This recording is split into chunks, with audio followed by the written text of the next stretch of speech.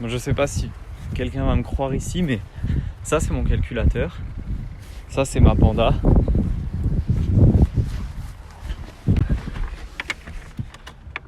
Pas de voyant. Putain de merde.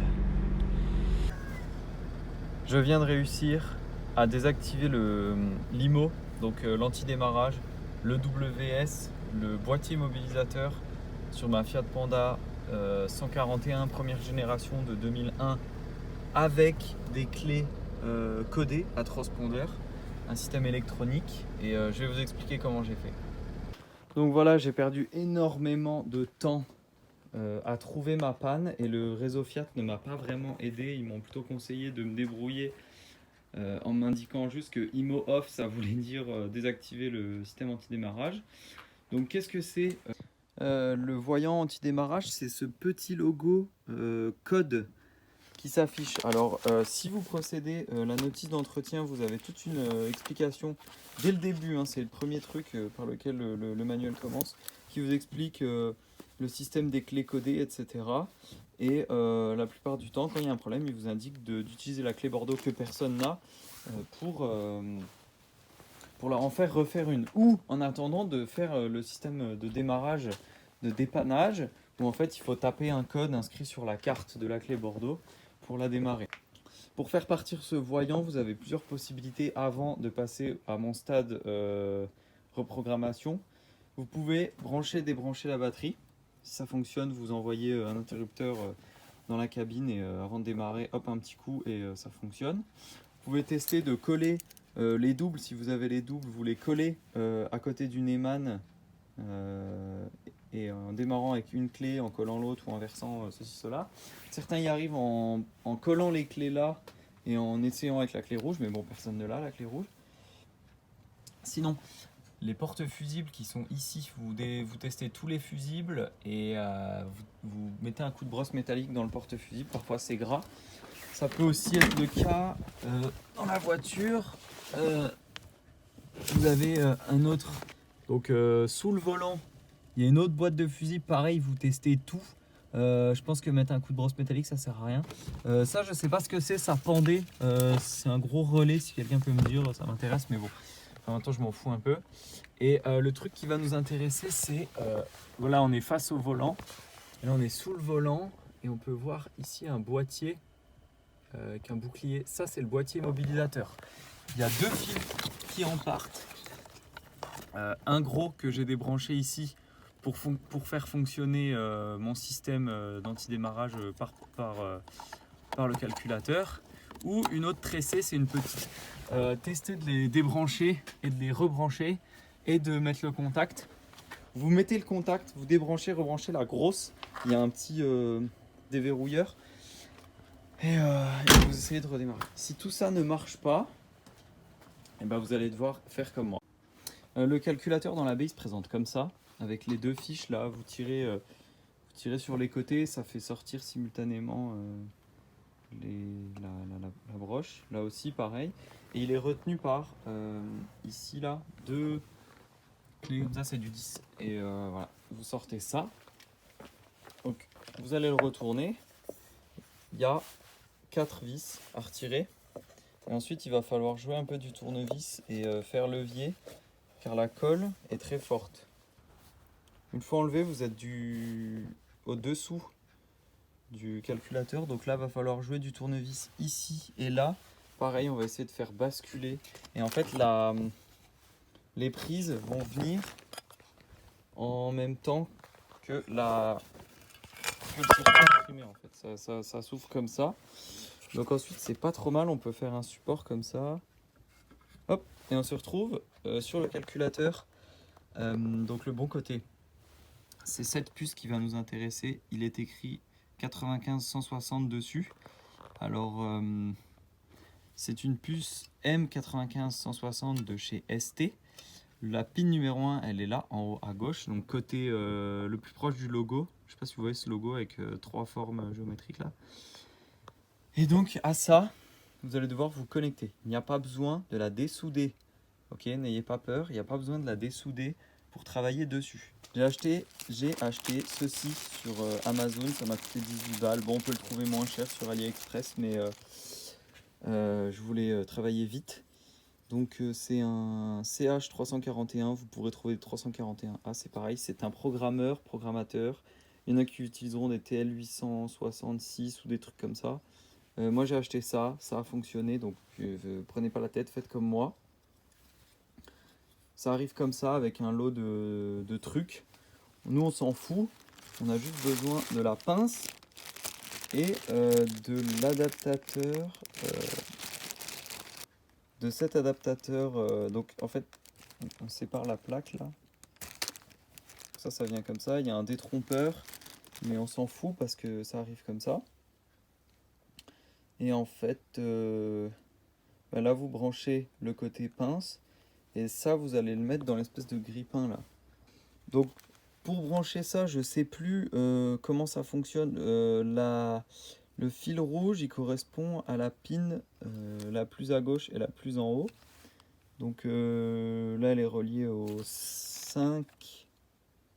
Vous voyez le 5 là. Donc, je ne sais pas si c'est dans l'autre sens. Donc dans l'autre sens, ça tombe sur le 1. Ça me semble un peu plus logique, mais je ne sais même plus. Parce qu'en fait, si vous branchez mal la pince à la puce, si vous branchez mal la broche de la pince à l'adaptateur ou l'adaptateur au grille-pain de la clé USB du programmeur, ça va pas marcher. En fait, quand vous allez brancher votre clé USB, la LED power rouge doit rester constamment allumée.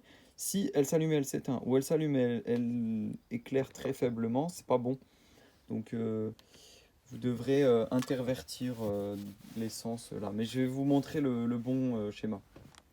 La pince, donc avec ce fameux fil rouge qui arrive donc côté gauche le plus en haut, bah vous allez le mettre pile au-dessus de la fiche là pour que la pin numéro 1, comme je vous ai indiqué, qui est la plus en haut à gauche, elle tombe, elle soit connectée au fil rouge.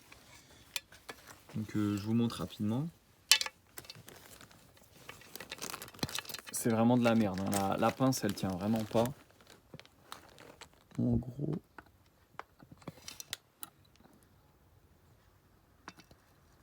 voilà. Donc là je suis pincé, mon fil rouge il est bon, mon adaptateur il est bon, et là je vais le mettre dans mon grille-pain. Alors pareil, là il y a un sens. En fait votre grille-pain il est séparé en deux, dans le 25 SPI ou 24 I2C. Donc vous avez la puce là, ça s'appelle un EEPROM, mais c'est considéré comme du SPI, donc allez savoir pourquoi. Ça fonctionne que en mettant vos broches là le plus en avant, donc côté clé USB, dans le grille-pain. Ensuite vous verrouillez là. Normalement ça se verrouille, moi ça marche pas. Et après vous allez vous brancher dans l'ordi. Ça doit s'allumer rouge constamment. Ok, alors première étape, télécharger AS Programmer avec cette vidéo YouTube. Je vous mettrai le lien en description. Dans la description de sa vidéo, un lien Google Drive. Vous sélectionnez en haut à droite télécharger. Vous décompressez le zip sur votre bureau et vous allez ouvrir le fichier dans lequel va se trouver plein de choses, surtout le AS Programmer application, c'est le asprogrammer.exe. Vous l'ouvrez. Ici, un éditeur hexadécimal dans lequel on va pouvoir lire une puce, programmer une puce, effacer une puce. Alors, là, votre pince est branchée sur votre calculateur, sur la puce 95160. Votre pince est connectée de l'autre côté à votre grille-pain de votre clé USB qui est votre programmeur CH431, lui-même branché dans votre ordinateur. Le voyant est rouge, donc vous faites IC, SPI, car c'est ce qu'on possède, ST, c'est la marque de la puce, et M95160, pas R, pas W. Une fois que ça c'est fait, vous cliquez sur Read IC. Donc là, quand vous allez cliquer, vous allez avoir Successful et ça va vous afficher ceci. C'est le contenu de la puce Donc c'est toutes les informations. À droite, vous verrez IAW4A, c'est le début de la ref de votre calculateur, il me semble. Il y a le numéro de châssis aussi. Donc qu'est-ce qu'on a? Un éditeur hexadécimal, donc 10, 20, 30, 40, 50, 60, etc. Et les colonnes 1, 2, 3, 4, 5, 7, 8, 9, A, B, C, D, E, F. Alors, surtout, dès que vous avez lu votre puce d'origine, vous faites sauvegarde. Et vous l'appelez Panda d'origine, ou Panda avec IMO, donc avec immobilisation. Une fois que c'est fait, j'ai trouvé pour mon modèle de calculateur, c'est-à-dire le Minarelli IAW4AF, etc., etc. Donc j'ai exactement ces chiffres sur mon calculateur, le voici. Et un monsieur très gentil qui fait une capture d'écran, donc il vous indique la puce avec le code, enfin l'identifiant de la puce, et une capture d'écran de son intervention pour désactiver l'immobilisateur, donc l'IMO. Alors, on voit qu'à 0,90 et à A0, il a modifié la ligne de texte et il l'a reporté ici. Un bloc donc de 2 lignes correspond à une ligne. Donc là, c'est la partie correspondante à la ligne 0,90, celle-ci. Et là, c'est la ligne correspondante, enfin c'est le bloc correspondant à la ligne A0, celle-là. Lorsque vous allez retaper du texte, vous aurez une transcription alphabétique à droite qui ne correspondra à rien. Mais si vous avez UK et U, ça veut dire que vous avez à peu près réussi à taper le code. Alors, je prends mon petit éditeur hexadécimal, je vais à la ligne 90, première colonne, et je tape ce que notre italien nous indique. Donc FF plein de 0 jusqu'à la colonne 0,8, où là je vais taper la deuxième ligne, c'est-à-dire 40, F4, peu importe les majuscules, hein, on s'en fiche, 6B, 0, C. Et là on a fait notre première ligne, la 0,90. Maintenant on fait la ligne A0, qu'on va d'abord remplir de F jusqu'à l'avant-dernière, AD55, et colonne 0,8, on remplit de 0. C'était déjà peut-être le cas. Une fois que ça est fait, vous constatez que votre ligne de code originelle a été modifiée. Vous n'avez pas modifié le contenu de votre puce, vous avez modifié le fichier que vous venez de lire. Vous faites une sauvegarde qui va s'appeler Panda sans IMO. Donc, enfin, on s'en fout, mais là, vous venez de programmer le retrait de l'antidémarrage. Donc, c'est ce que vous allez devoir mettre dans votre Panda. Donc, IMO off, vous enregistrez. Donc, moi, je l'ai déjà fait. Et donc, une fois que vous avez retapé votre code, que vous avez enregistré votre code, donc la version IMO off, vous allez la charger. Donc vous faites open file et vous prenez votre fichier IMO off.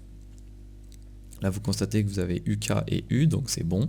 Et vous faites programme IC. Donc là il y a une fenêtre qui va s'afficher, vous allez avoir OK ou successful, enfin peu importe. Mais ça veut dire que c'est bon. Donc là vous pouvez fermer, enlever votre clé USB sans problème et voilà. Donc sous le volant, il y a une autre boîte de fusil, pareil, vous testez tout. Je pense que mettre un coup de brosse métallique ça sert à rien. Ça je sais pas ce que c'est, ça pendait. C'est un gros relais, si quelqu'un peut me dire, ça m'intéresse, mais bon, en même temps je m'en fous un peu. Et le truc qui va nous intéresser c'est, voilà, on est face au volant, et là on est sous le volant, et on peut voir ici un boîtier avec un bouclier. Ça c'est le boîtier mobilisateur. Il y a deux fils qui en partent. Un gros que j'ai débranché ici pour faire fonctionner mon système d'antidémarrage par le calculateur, ou une autre tressée. Pas de voyant. Putain de merde.